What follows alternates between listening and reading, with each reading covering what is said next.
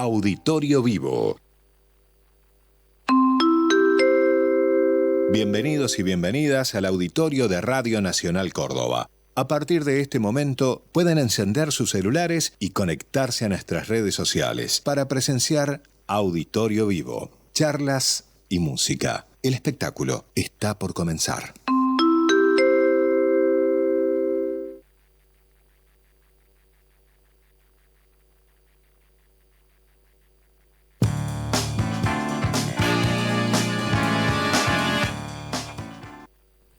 Muy buenas noches, esto es una nueva edición de Auditorio Vivo desde el auditorio de Radio Nacional Córdoba, ubicado en pleno centro de la ciudad de Córdoba, Argentina. Un ciclo que tiene como objetivo acercarnos a personalidades de Córdoba que estén haciendo cosas, que estén produciendo desde diversos ámbitos. Auditorio Vivo es un ciclo que comenzó con la idea de ir despertando de a poco este gigante que es el auditorio de Radio Nacional en este contexto tan particular de pandemia, de coronavirus, de COVID-19. Esperamos pronto volver a abrir las puertas y recibirlos en estas 420 butacas que tiene el auditorio de Radio Nacional. Mientras tanto, estamos aquí y los vamos a acompañar hasta las 9 de la noche. Pueden escucharnos a través de FM 100.1 y también, para aquellos curiosos, pueden ir a Facebook, a la fanpage de Radio Nacional Córdoba. Allí se está transmitiendo Facebook Live, un streaming, y nos pueden ver por ahí con nuestra invitada de hoy. Recordamos, estamos atravesando una pandemia internacional, no somos ajenos a ellos y por lo tanto tenemos que tener precaución y responsabilidad social. Es importante, muy importante, que hoy por hoy mantengamos el distanciamiento social. Cuando salgamos de casa usemos siempre el tapaboca o barbijo, que nos higienicemos las manos siempre con agua y jabón. Si no tenemos cerca, llevar alcohol en gel cerca, en la mano, en la mochila, en el bolsillo. Y si no, la solución está, que es agua y alcohol, esa mezcla de 70% alcohol, 30% agua. Esto es muy importante, estamos ingresando a la época más fría del año y por lo tanto debemos cuidarnos. Ventila los ambientes, desinfecta tu casa, limpiala seguido, alguna de las recomendaciones del COE Córdoba. Y en este auditorio vivo de miércoles tenemos el gusto de compartir la noche con Sol Rodríguez Maistei. Hola Sol. Buenas noches. Hola Franca, muchas gracias. Un placer estar acá, la verdad. He tenido la oportunidad de participar de muchos eventos en este auditorio y estar aquí una vez más para mí es un honor, así que gracias por la invitación. Bueno, el placer es nuestro de tenerte nuevamente en los micrófonos de Radio Nacional, dentro de este ciclo tan importante que es Auditorio Vivo. Y para aquellos que aún no conocen a Sol, lo cual me sería un poco raro para la audiencia de Radio Nacional Córdoba, porque Sol nos ha acompañado durante algunos años en el informativo de la primera mañana, con su espacio allí, la columna de los viernes, un espacio muy querido por muchos oyentes. Pero bueno, vamos a presentarlas porque el público se renueva, dice esa frase hecha, y es importante entonces recordar quién es Sol Rodríguez. Ella es licenciada en Comunicación Social por la Universidad Nacional de Córdoba, es cordobesa, de aquí de la ciudad. Además es diplomada en Gerontología Comunitaria por ALEG y OIS y también por el Ministerio de Desarrollo de la provincia de Córdoba. Trabajó en medios audiovisuales de aquí, en medios gráficos de Córdoba, y durante el año 2009 al 2012 lideró la puesta en marcha del área de prensa y comunicación de la Caja de Jubilaciones de la provincia de Córdoba. Desde el 2012 hasta el 2016 dirigió el espacio sociocultural y recreativo para adultos mayores Arturo Illia, que depende de la Caja de Jubilaciones de la provincia de Córdoba. Actualmente forma parte del equipo de prensa y comunicación del Ministerio de Finanzas de la provincia y además de eso tiene también sus proyectos personales, pero siempre relacionados al envejecimiento, a este proceso natural que vamos atravesando todos los seres humanos. Sol, es un gusto nuevamente tenerte aquí, lo vuelvo a repetir porque es así, y de a poco adentrarnos en vos, Sol, persona, más allá de lo que venís haciendo como profesional. Y entonces me voy a centrar en tu nombre, en tu apellido, Bien. en Sol Rodríguez Maistegui. 2 apellidos con un peso muy importante, por padre y por abuelo. Así es.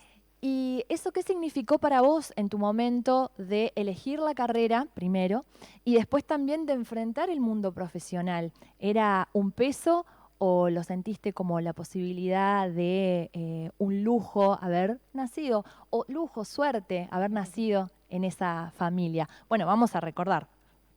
Rodríguez Villafañe, el doctor Rodríguez Villafañe, es el padre de Sol, y el maestro Maistegui, podemos decir, el troesma tan querido aquí en la ciudad de Córdoba y también fuera de la ciudad y de la provincia, es su abuelo, nada más y nada menos.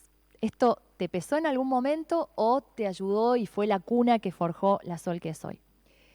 Bueno, gracias Franca. La verdad que muy linda presentación. Es la primera vez que alguien me entrevista para hablar de mí, es muy raro también, así que bueno, en realidad yo creo que uno a medida que va pasando el tiempo va dimensionando, ¿no? La historia familiar, este legado tan fuerte, ¿no? Como bien decías vos, de mi papá y de mi abuelo. Yo creo que no, por supuesto que no es un peso. Sí, uno se va haciendo como preguntas alrededor de estos apellidos y de estos personajes tan influyentes en mi vida, como lo son mi papá y como lo fue y lo sigue siendo mi abuelo. Pero también contar que detrás de la historia familiar también hay personajes muy significativos en mi vida que están más invisibilizados, ¿no? Nada se construye, digamos, ninguna persona que adquiere determinada relevancia en su profesión o en lo que elige hacer, construye ese legado solo o sola, ¿no?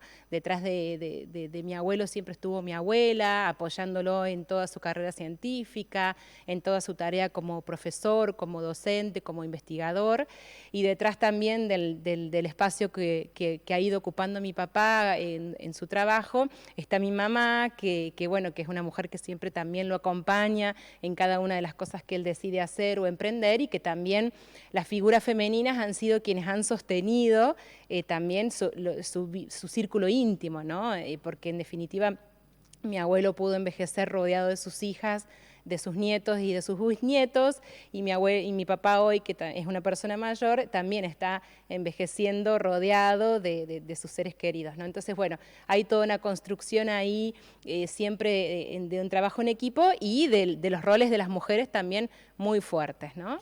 Y pienso en eso que me estás diciendo del rol de las mujeres, de estas mujeres que seguramente fueron contención para esas familias, para esos hijos, nietos y demás. Y pienso ahora en Sol, adulta, una mujer trabajadora, profesional, madre y con una vida pública, con un compañero de vida que justamente es eso, acompaña todo este proceso tuyo y esta exposición pública. Sí, la verdad que no ha sido fácil definir ir definiéndome en esto, ¿no? La maternidad me atravesó y me interpeló de muchísimas maneras. Yo ya cumplí 41 años, tengo 4 niños y empecé a ser mamá a los 29. Fui mamá a los 29, a los 31 y a los 35. Le contemos que son 4 niños, son 2 niñas, las mayores, y unos mellizos. Tengo o sea, mellizos, ese sí. último embarazo vino por 2. Vino con regalo doble. Doble. Claro, tenía 2 nenas, Justina, que hoy tiene 11, y Matilde, que tiene 10, y de repente llegaron los mellizos, Pedro y Martín, que ahora tienen 6 años. Y bueno, los mellizos, todos mis hijos vinieron como también a mostrarme un montón de cosas, ¿no? Que yo tenía que empezar a aprender de mí misma. Me ayudaron también a priorizar, ¿no? y a encontrar en la maternidad una posibilidad muy fuerte de aprendizaje.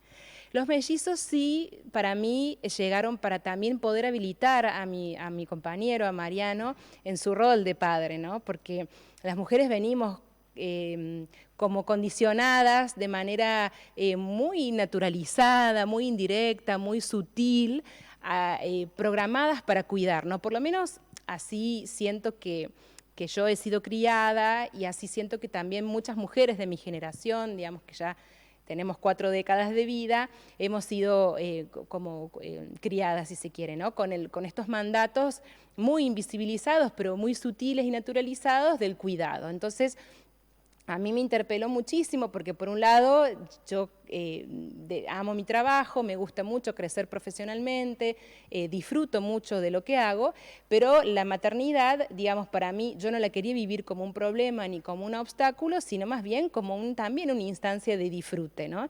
Y bueno, eso hizo que yo tuviera que también revisar mi propia historia, revisar mis propios mandatos y a ir tratando de a poquito de deconstruirme para asumir diversos roles y no morir en el intento, ¿no?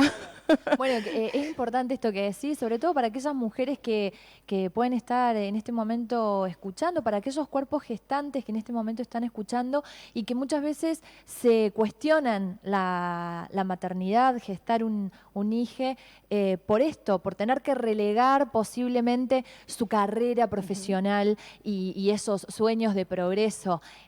Bueno, tus palabras son de que si uno lo desea y se acomoda y se organiza, lo puede, porque sos una persona muy organizada.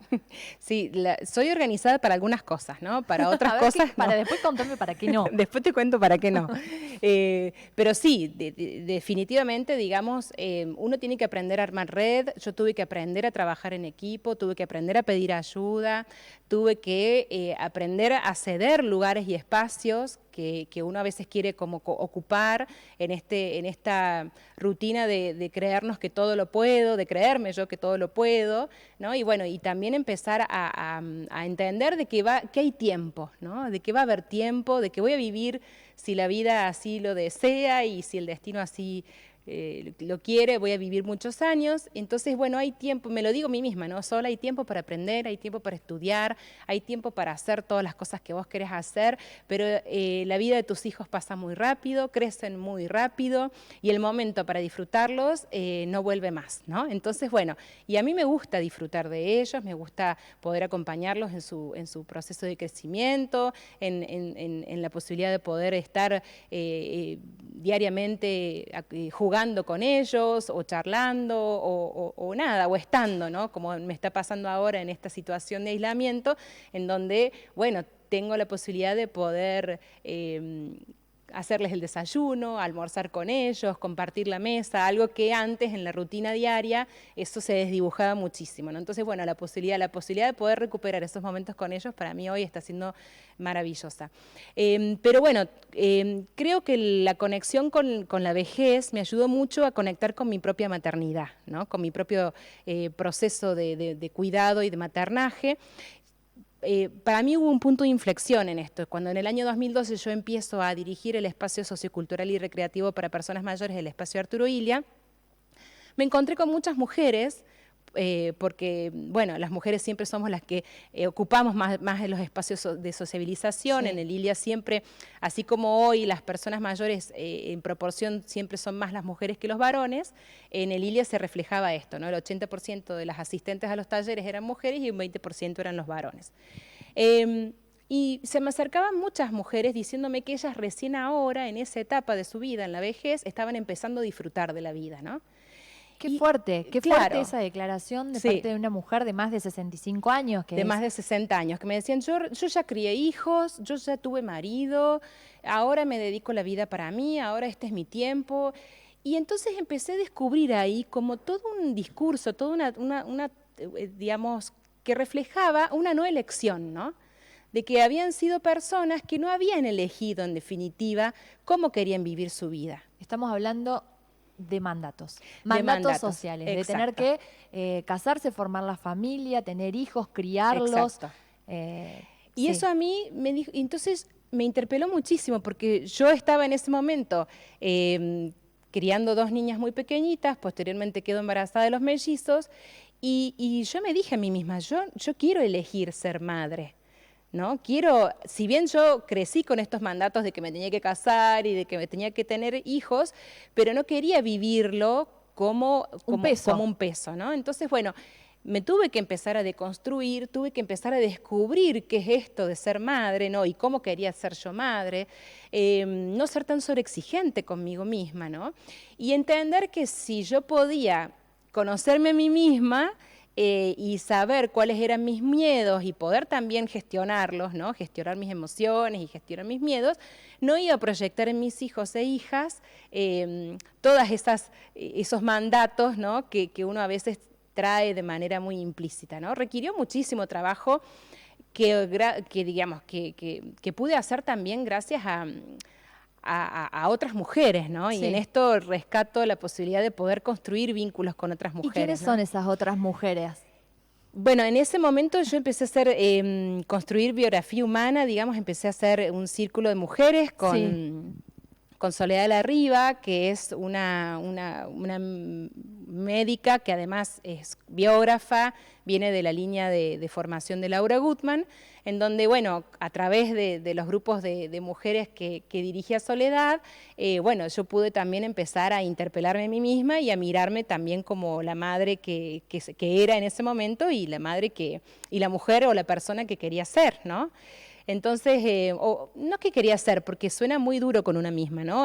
También sí, el no aceptar el no querer aceptar cambiar. Claro, o el no aceptarse una como es en el momento, ¿no? Pero bueno, fue un lindo proceso de acompañamiento que pude hacer con otras mujeres que en ese momento estábamos puérperas o con niños muy pequeños, interpeladas por esto de querer crecer profesionalmente, pero por los mandatos que nos habitaban de tener que cuidar y formar una familia, ¿no? En donde los roles de sobrecarga, sobre todo en el cuidado, recaían permanentemente en las mujeres, ¿no? Entonces, bueno, fue muy lindo todo ese proceso que yo pude hacer y hoy ya tengo mi círculo de mujeres que funcionamos ya de manera más espontánea, ¿no?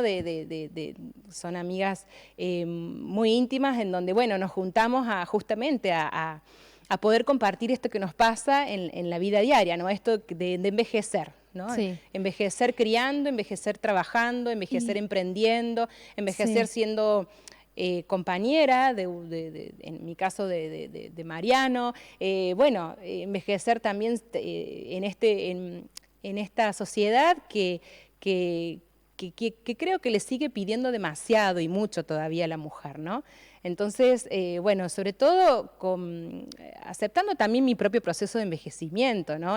Esto las mujeres todavía tenemos que representar determinados estereotipos para ser deseadas, para ser exitosas, para crecer profesionalmente, ¿no? Entonces, bueno, ¿cómo interpelar esos estereotipos y que no afecten la autoestima de una? Bueno, cómo también aprender uno a quererse y a habitarse, ¿no? Sí. Y qué importante esto que nombrabas de estas redes de mujeres de contención, porque pienso en mis abuelas, quizás encontraban esas redes o quizás no en su familia, como en su círculo más pequeño, pero ahora ya desde hace algunos años se crean estos espacios de mujeres que pueden juntarse, hablar, abrirse francamente y charlar y encontrar esa hermandad y esas pequeñas cuestiones que te van uniendo, que me parece que, bueno, que antes no estaba esa posibilidad y había hasta temor posiblemente de hablar, de abrirse por los mandatos, por el qué dirán, porque me van a juzgar. Y bueno, exactamente. Es como de a poco ir abriendo ese camino y de aceptación de cada mujer cómo va atravesando su maternidad y de a poco su vejez. Bueno, este espacio, Auditorio Vivo, tiene también como finalidad divulgar música de artistas cordobeses o de artistas que eligen esta provincia para realizarse como artistas. Y esta noche trajimos a Emiliano Cervini. ¿Y por qué lo traemos a Emiliano, a el Emi, para sus amigos, para los allegados y quienes lo quieren y lo siguen? Porque hablando con Sol, hablábamos y dijimos, bueno, a ver, música, ¿a quién traemos? ¿A quién ponemos a sonar en este auditorio vivo? Y estuvimos hablando y Sol me dijo, yo fui compañera de Emiliano en la facultad. Exacto, sí. Y me gustaría que esta noche suene. Y bueno, así está Emiliano Cervini. que él es de madre porteña, de padre limeño, nació aquí en Córdoba, pero desde muy chiquitito se fue para La Rioja, luego volvió justamente en la época de la juventud a formarse a nuestra provincia y decidió quedarse aquí y seguir con la música en tierra cordobesa. Así que vamos a escuchar de su disco Danzas Folclóricas Argentinas, del volumen 3, Rafalosa Cuyana.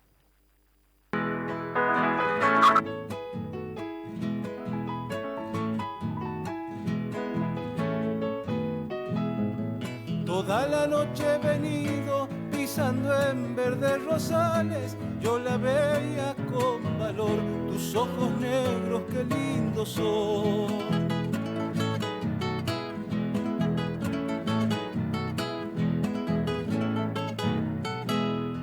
Solo por venirte a ver, cara de quitapesares, yo la veía con valor, no llores mi alma que tuyo soy.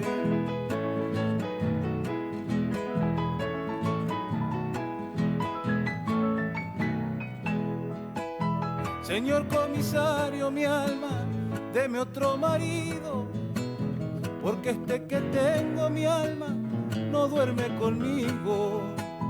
Señor comisario, mi alma, esta mujer miente, yo duermo con ella, mi alma, y ella no me siente.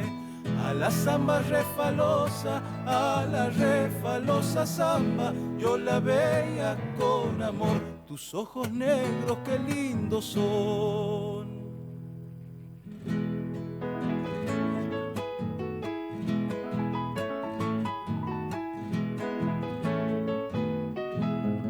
Cara de quitapesares, planta de almendro florido, yo la veía y ella no, no llores mi alma que aquí estoy yo.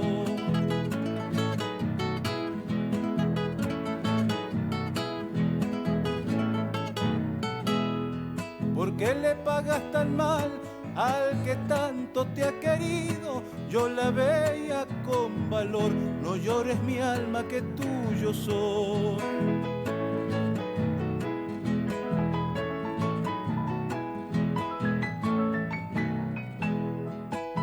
Señor comisario, mi alma, deme otro marido, porque este que tengo, mi alma, no duerme conmigo. Señor comisario, mi alma, esta mujer miente, yo duermo con ella, mi alma, y ella no me siente. A la zamba refalosa, a la refalosa zamba, yo la veía con amor, tus ojos negros, qué lindos son. Emiliano Servini, aquí en Auditorio Vivo, continuamos con Sol Rodríguez Maistegui, y hablábamos hace un rato de la maternidad y ahora vamos hacia lo profesional. Una Sol muy joven que comenzó a estudiar en la Universidad Nacional de Córdoba, la licenciatura en Comunicación Social, su paso por los medios audiovisuales y gráficos de aquí de Córdoba y después ir hacia la gestión pública, la comunicación institucional. Y bien, vos hace un rato también nos decías que cuando vos llegás al espacio Ilia y tenés ese contacto con personas mayores, con la vejez, se empieza a despertar en vos un montón de preguntas e interrogantes. ¿Es allí que empieza tu acercamiento hacia todo el paradigma de la vejez? Bueno, esa es una muy buena pregunta, Franca, porque en realidad yo pensé que era ahí el momento, el punto de inflexión. Creí que el punto de encuentro con la especialidad de comunicación y gerontología lo empecé a desplegar en el espacio Ilia, pero en realidad me di cuenta que venía de mucho antes, ¿no? Yo tuve un vínculo muy lindo con mis 4 abuelos, porque mis padres eran vecinos de Parque Vélez Sarsfield. Digamos, mi papá vivió desde muy pequeño en la calle Fino Quieto, mi mamá se muda a los 15 años aproximadamente a la misma cuadra. Entonces ellos fueron vecinos, así fue como nació su historia de amor, se enamoran, se casan, etc. Pero mis abuelos siempre vivieron en la misma vereda, mis 4 abuelos. Yo tuve la posibilidad de disfrutar de mis 4 abuelos, mis abuelos paternos y mis abuelos maternos. O sea, me imagino una Sol pequeñita Sí. Yendo de una casa a la Corriendo otra. de una casa a la otra, exactamente. Exactamente. Y mis abuelos cumplieron roles muy distintos a lo largo de toda mi vida, ¿no? Mis abuelos maternos eran esos abuelos que estaban más presentes en los eventos familiares, en los actos de la escuela, se movían más porque tenían mayores posibilidades de desplazamiento con el auto, bueno, y mis abuelos paternos fueron abuelos que ocuparon un rol muy importante en mí, sobre todo en la etapa en la que yo me voy a vivir a Parque Vélez Sarsfield, cuando empiezo la universidad, ¿no? Siempre fueron abuelos también muy presentes, bueno, pero con otras dinámicas y otras realidades muy distintas. Entonces los he disfrutado en distintas etapas de la vida a los 4, ¿no? Y tengo un recuerdo muy especial con mi abuelo paterno, con Leandro, se llamaba, yo le decía el tatá, con el que yo me encontraba casi todas las semanas, almorzábamos juntos, él había tenido siempre un sueño que era ser periodista, nunca lo pudo concretar, era maestro normal, él fue maestro normal. ¿Y se reflejaba en vos un poco? ¿Te hablaba, te preguntaba sobre vos como profesional, como periodista? Yo en ese momento estudiaba comunicación y la verdad que estaba atravesando por el típico conflicto que creo que pasamos todos los estudiantes de comunicación, que es de qué me voy a dedicar, porque es tan amplia la carrera de comunicación social, por lo menos en donde yo la estudié, que fue en la ex escuelita de actual Facultad de Ciencias de la Comunicación de la Universidad Nacional de Córdoba. Pero bueno, en ese momento la verdad que yo había empezado a estudiar abogacía, ¿no? Ahí va. Porque o sea, mi papá es abogado, exacto, y entonces como que yo dije, bueno, yo también voy a ser abogada. Y el primer año que empecé a hacer derecho me di cuenta de que no, de que esto no era lo mío. Bueno, fue un año de mucha crisis. Y al final, por descarte, terminé estudiando comunicación porque en los tests vocacionales que uno hace en esa época, me había salido en primer lugar sociología, pero en esa época en Córdoba no existía la carrera, existía en Buenos Aires. Bueno, no entró dentro de mi órbita mental irme a vivir a Buenos Aires, entonces seguí por abogacía. Como no me gustó abogacía, terminé en comunicación. Entonces, la verdad que con mi abuelo no compartíamos como esa pasión por el periodismo, pero era una pasión muy tácita, muy implícita, ¿no? Él era muy fanático de San Martín, entonces me invitaba a que yo le tipeara en su máquina de escribir electrónica los sueños que él tenía con San Martín, ¿no? Era ya una persona mayor, era bastante viejo y tenía algún declive cognitivo muy incipiente.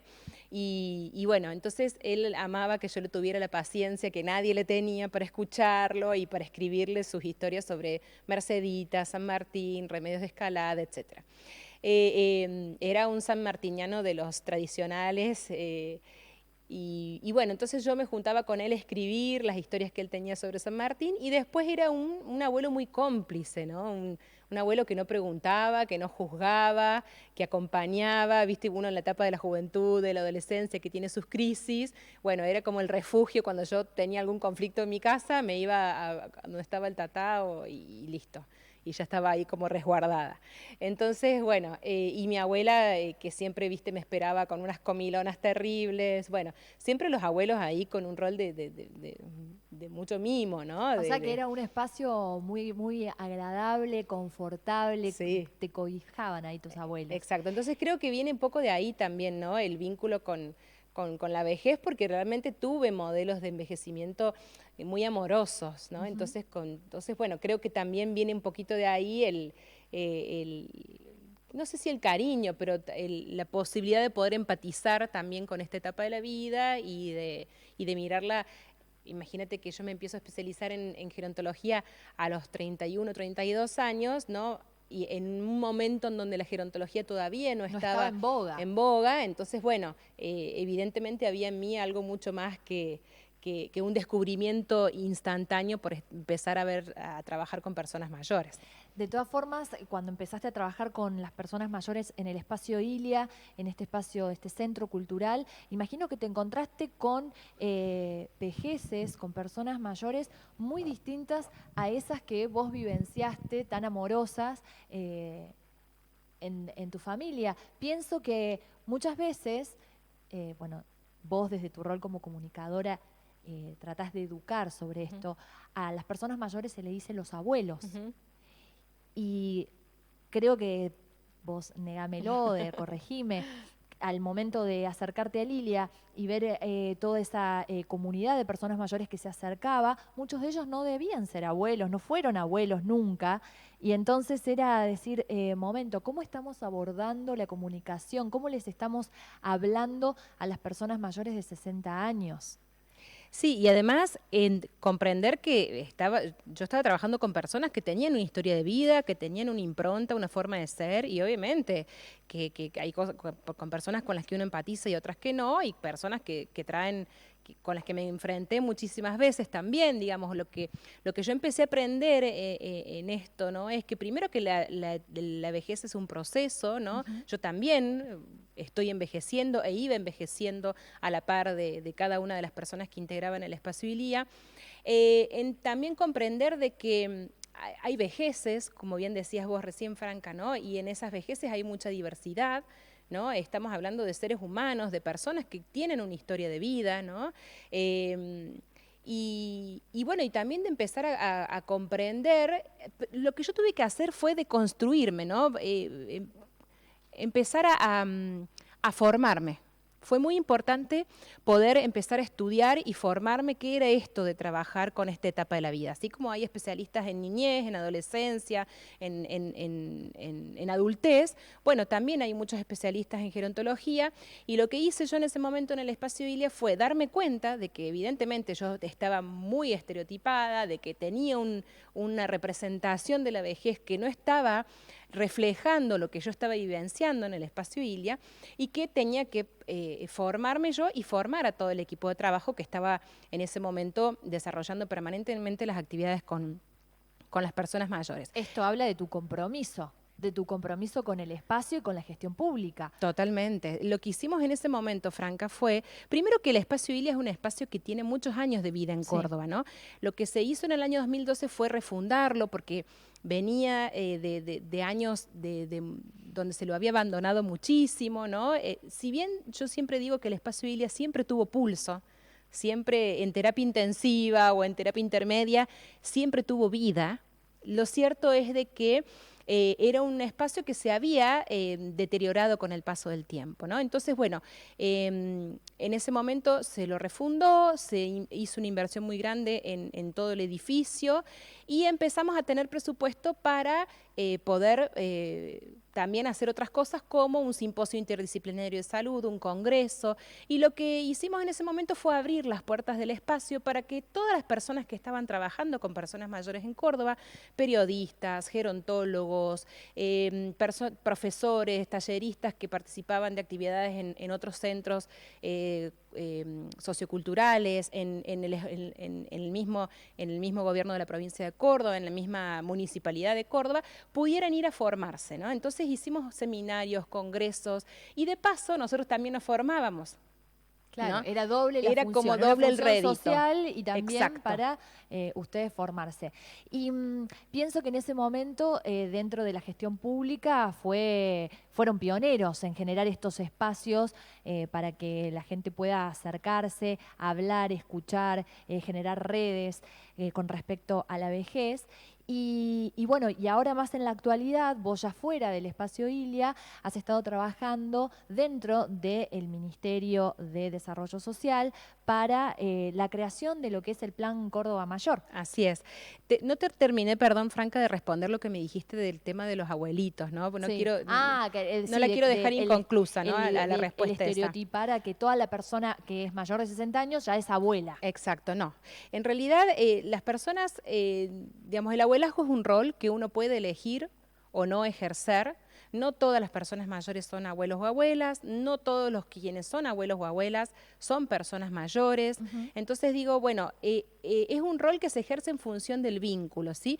Si a mí me dice abuelo o abuela, mi nieto o nieta, está perfecto, ¿no? Pero no todas las personas tienen que llamarme a mí. Por ejemplo, si yo voy por la calle y voy a la carnicería, a la verdulería, al supermercado, subo al colectivo y todos me dicen mamá, digamos, es absolutamente fuera de contexto, ¿no? Lo mismo pasa con el término de abuelo, abuela, abuelos. Está absolutamente condenado por la mirada gerontológica que nos refiramos a las personas mayores como abuelos, abuelos o abuelitos. Es un modo de minimizar a la persona, de desempoderarla, de no respetar su autonomía, su independencia. Sí, y lo sus más derechos, lamentable, ¿no?, es que hasta el día de hoy en la televisión vemos los graf, los zócalos, abuelos en situación de algo, abuelos en la cola del banco, 2021, y con gente que está trabajando y especializada en gerontología desde hace mucho tiempo.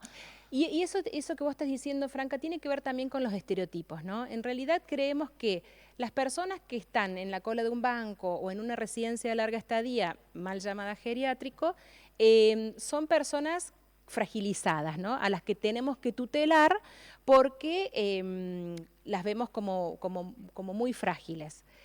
Pero sin embargo nos olvidamos, ¿no?, de que nuestro presidente es una persona mayor, de que nuestro gobernador es una persona mayor. Bueno, ahí quería ir, porque ¿no?, esto que vos hablábamos recién, vuelvo a tu rol dentro de la creación del Plan Córdoba Mayor como asesora.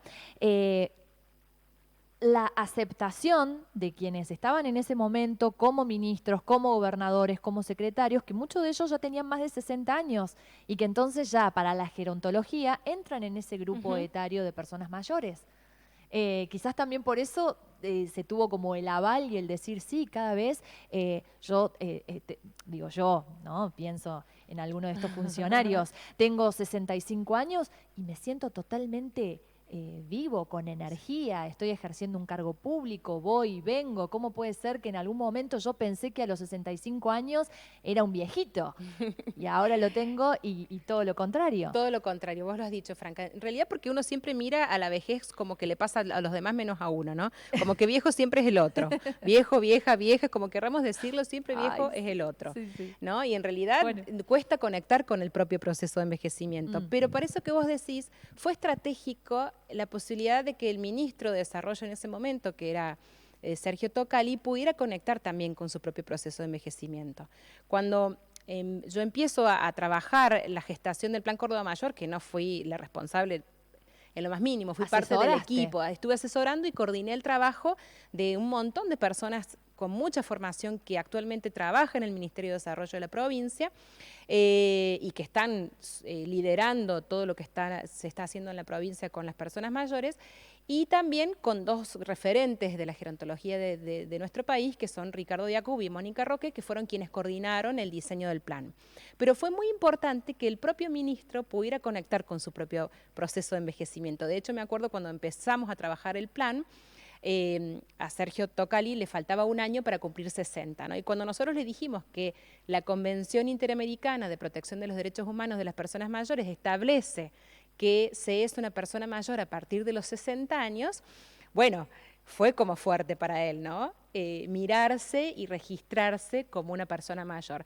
Pero pudo hacer un proceso sumamente interesante, personal y grupal, y logramos la gestación y que naciera el Plan Córdoba Mayor, que bueno, del cual me enorgullezco muchísimo de haber formado parte, ¿no? Y le agradezco también, por supuesto, al ministro en ese momento de la confianza que tuvo en poder también delegar a los equipos de trabajo y a las personas especializadas ese trabajo tan lindo, ¿no? Bien, más música en Auditorio Vivo. Vamos a escuchar nuevamente a Emiliano Cervini, Samba por Vos. Es de un disco muy particular, de un disco que se llama Sin Estribos, que es un compilado de folclore argentino, donde también aparece, por ejemplo, Tamara Castro, El Chaqueño, Roxana Carabajal, el dúo Coplanacu, entre otros artistas del folclore nacional. Y allí está Emiliano Cervini con Samba por Vos.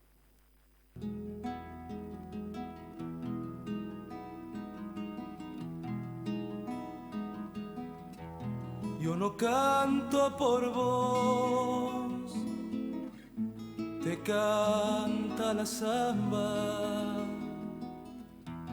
Y dice al cantar, no te puedo olvidar, no te puedo olvidar.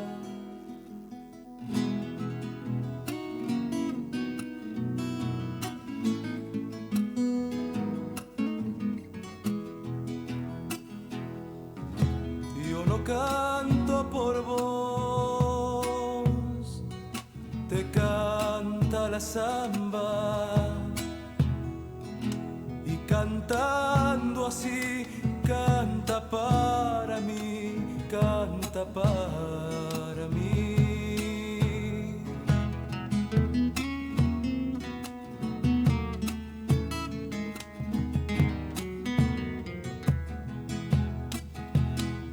Zambita canta, no le esperes más.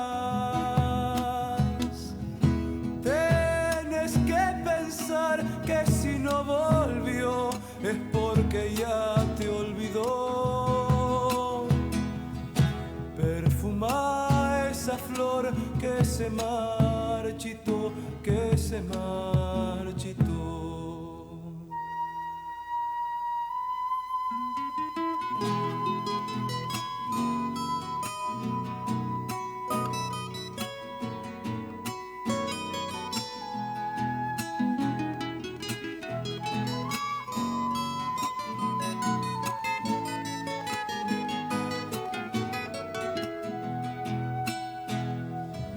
Yo tuve un amor, lo dejé esperando,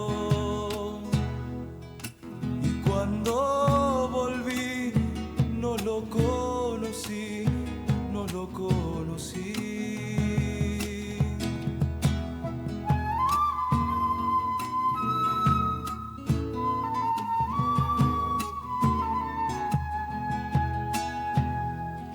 Dijo que tal vez me estuviera amando. Me miró y se fue sin decir por qué, sin decir por qué.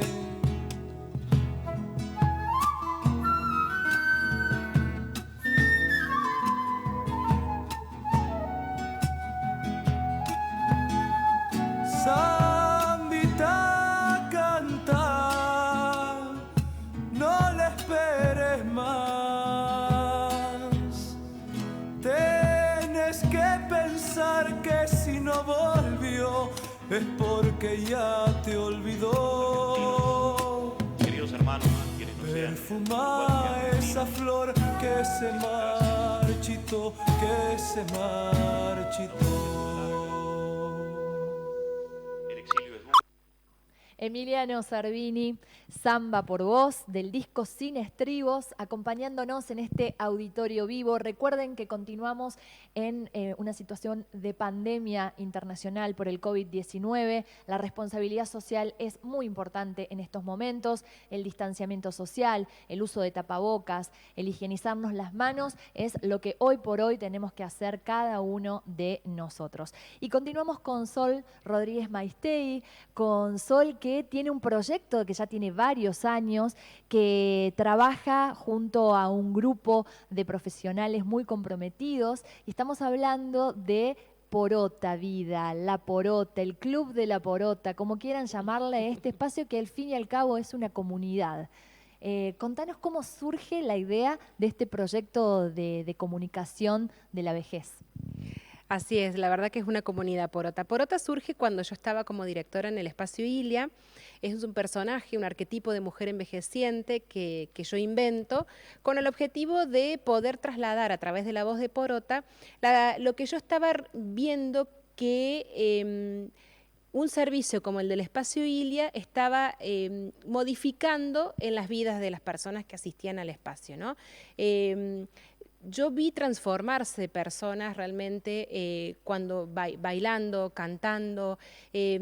Vi personas que llegaron con una prescripción médica, ¿no? Porque estaban deprimidas, porque ya no sabían qué más hacer de su vida, transformarse en verdaderos artistas, reinventarse con nuevos amigos, con nuevos vínculos, darse la posibilidad de descubrir en la etapa de la vejez todas sus habilidades y potencialidades. Me acuerdo una vez una señora que me dijo, cuando yo era chica, mi mamá me llevó al médico porque decía que cantaba mal. Entonces el médico me dijo que me dedicara a otra cosa porque no tenía oído absoluto como... Y entonces me frustraron, toda la vida frustraron mi deseo de cantar. Y yo vi cómo esa señora pudo cantar por primera vez en el escenario, en uno de los tantos actos que hacíamos mensualmente, y la verdad que llorar de emoción, ¿no? Porque ver que una persona que había creído que no podía cantar, y finalmente haberlo logrado en el escenario con 200, 300 personas aplaudiéndola, fue maravilloso. De esas historias, miles, Franca.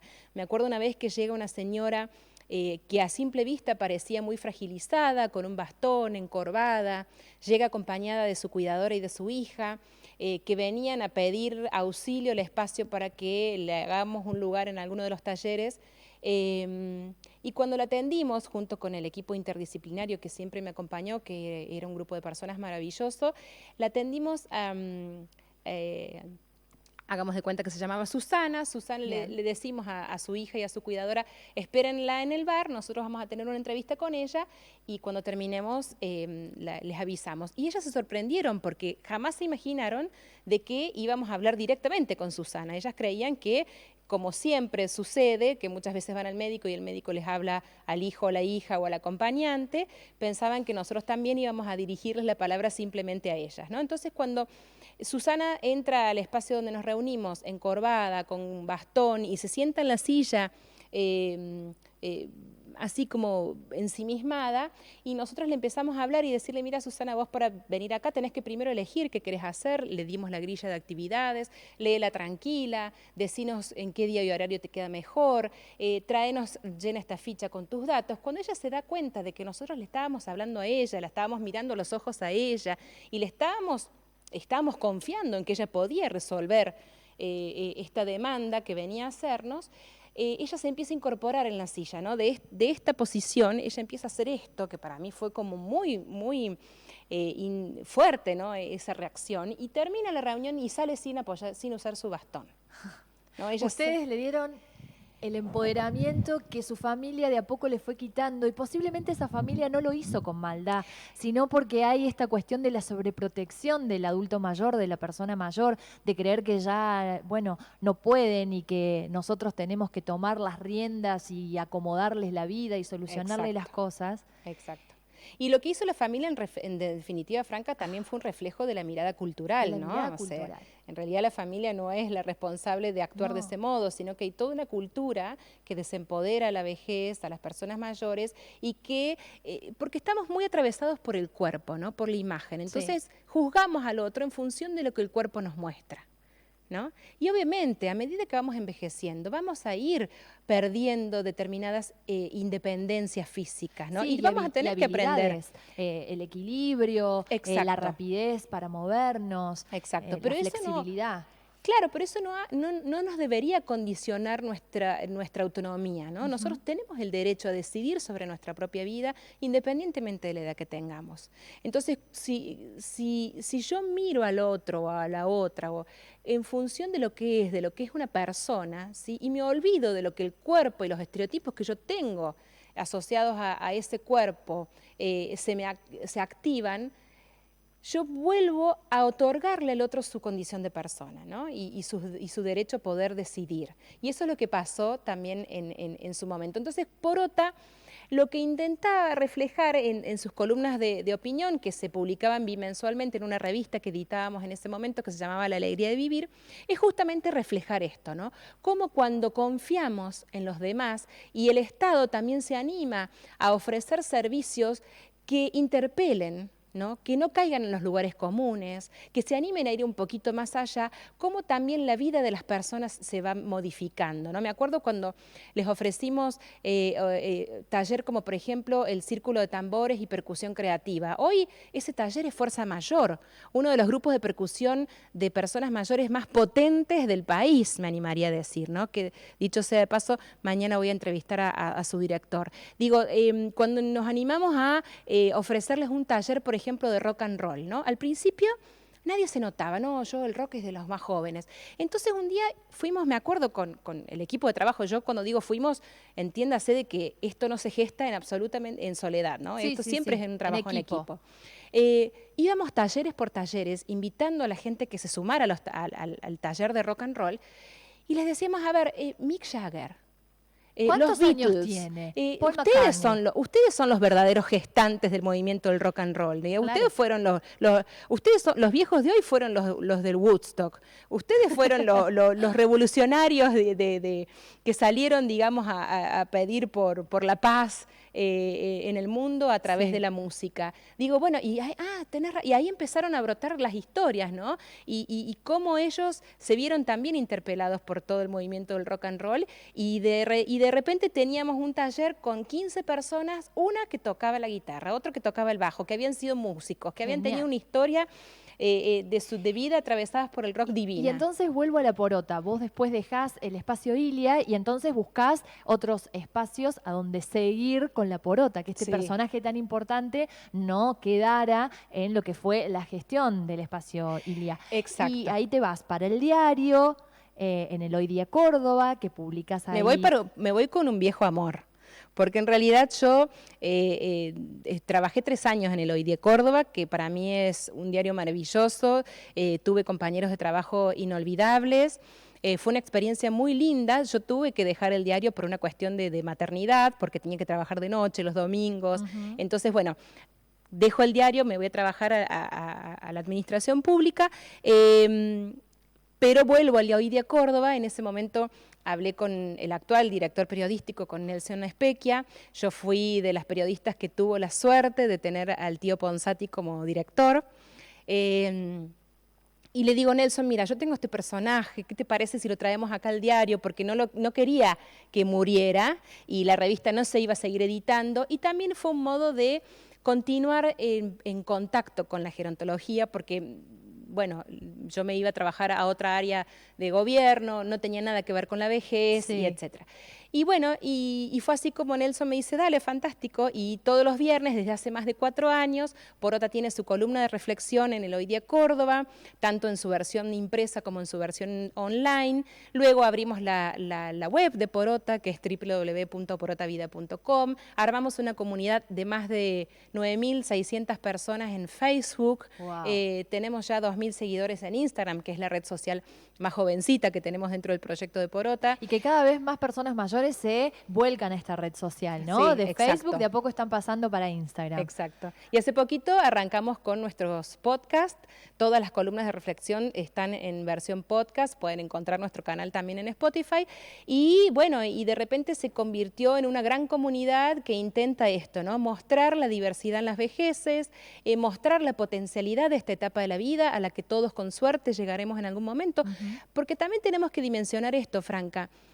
Hoy Argentina puede pensarse como un país envejeciente porque el 16% de su población tiene más de 60 años, pero la realidad es que en regiones como en Latinoamérica, donde hay una gran inequidad social, la vejez y envejecer no es un derecho para todos, ¿no?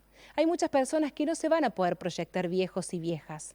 Entonces, también entender que estamos atravesando una posibilidad de pensarnos, le ganamos al paso del tiempo, ¿no?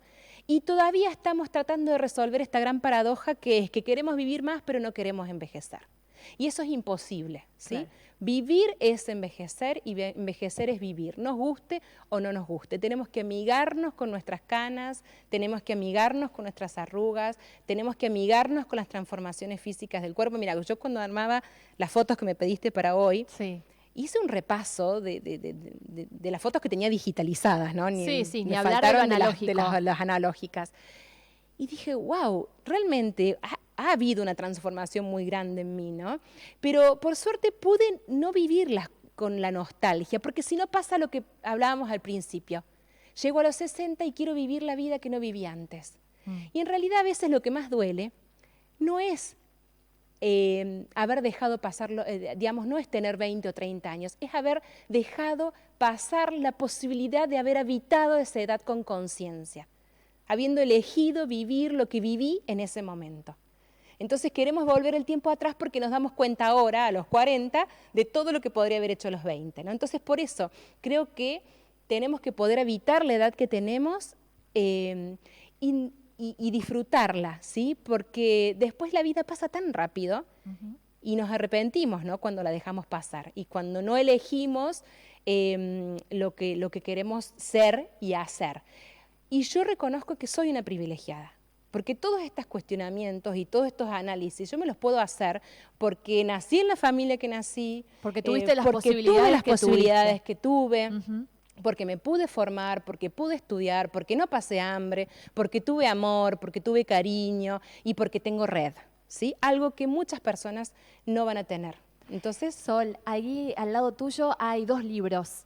Y así, en un minuto, rapidito. rápido, veo que dice El arte para los niños, que es el más grande que tenés ahí. Las ventanas del sol de Matisse. Mira, esto es muy gracioso porque en realidad en mi casa siempre hubo muchos libros. Sí. Muchos libros. Pero cuando yo era chiquita, lo peor que te podía pasar es que para un cumpleaños te regalaran un libro. Mira. Era como, oh, qué aburrido. Y me acuerdo que mi tía, mi madrina, Graciela Maistegui, me regaló para cuando cumplí 7 u 8 años este libro, ¿no? Que es, son cuentos alrededor de los cuadros de Matisse. Y es un libro que siempre me acompañó en todas mis mudanzas, en todos mis traslados, y que hoy lo veo con mucho amor y cariño porque me lleva a esa infancia y a ese momento en donde yo recibo el libro y digo, qué aburrido, y hoy amo profundamente este libro y me conecta con esa etapa mía de mi vida, y además, bueno, con ese pintor tan lindo. Y esto es muy gracioso porque estos son 6 tomos. Esto es toda la obra de Winston Churchill sobre la Segunda Guerra Mundial. Ajá. Pero y eso yo no viene de la familia. Yo no lo leí nunca. Esto estaba en la biblioteca de mi abuelo Alberto Maistegui y María del Carmen, mis abuelos maternos. Cuando yo iba a dormir a la casa de ellos, había una biblioteca en la habitación donde yo dormía, Sí. donde estaban todos los tomos de esta publicación. Y yo me acuerdo que era chica y yo pensé que eran libros que hablaban sobre la lluvia, sobre las tormentas. Y no. Y claro, cuando soy más grande y empiezo a hojearlos y empiezo, bueno, a conocer un poco la historia universal, me doy cuenta que eran todos los libros que había escrito Churchill sobre la Segunda Guerra Mundial. Y bueno, y son libros que han quedado permanentemente en mis recuerdos, en mi historia. Y cuando mi abuelo muere y mi mamá y sus hermanas hacen todo lo que es, bueno, el vaciamiento, si se quiere, de la casa y de sus objetos, Sí. yo pedí que me dieran los 6 tomos de Se cierne, digamos, de todas las publicaciones de Winston Churchill, porque, bueno, para mí también tenían como esa conexión con la infancia y me trasladaban a esos momentos en la casa de mis abuelos y los momentos en que mi abuela me levantaba y yo me despertaba y miraba esa biblioteca y veía estos libracos enormes azules y, bueno, en fin, tiene que ver con la historia de mi infancia. Muchas gracias, Sol, por prestarte a este auditorio vivo, por abrirte, contarnos quién sos, conocer un poco a quién está detrás del Club de la Porota, a quién está detrás de esta cuestión que es tan importante de pensarnos en la vejez, y nos ayudás mucho en eso. Esto ha sido Auditorio Vivo. Muchas gracias a todos los que nos siguieron a través de Facebook Live de Radio Nacional y a través de la FM 100.1. Será hasta la semana que viene y los dejamos con la mejor programación de la Radio Pública de Córdoba. Lo que vos necesitas son nuevos aires. Nacional Córdoba. Que le cambien colores a la gente en la ciudad. La radio pública. Nuevos aires para mirar más lejos, para gritar te quiero. Nuevos aires que borren cicatrices de aquellos que te hirieron. El aire nuestro de cada día. Nuevos aires hacia